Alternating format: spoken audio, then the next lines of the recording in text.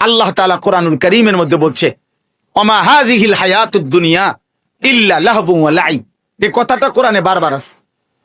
আল্লাহ বলছে, বান্দা শোনো, দুনিয়ার জীবন আর কিছুই নয়, শুধুই তামাশা, শুধুই খেলাধুলা। তামাশা তামাশা। বিল্ডিং 10 তলা, তামাশা। 80 লাখ টাকার গাড়ি, তামাশা তামাশা। 10টা ফ্যাক্টরি, তামাশা তামাশা। সাজগোজ, এই ফ্যাশন, এই রূপচর্চা।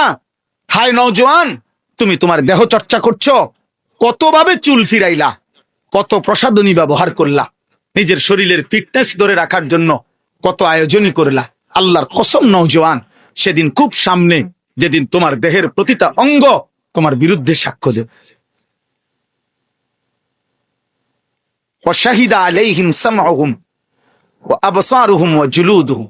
আল্লাহ বলেন, কান, চোখ, ওয়া জুলুদ মানে সমস্ত চামড়া, সারা দেহের চামড়া।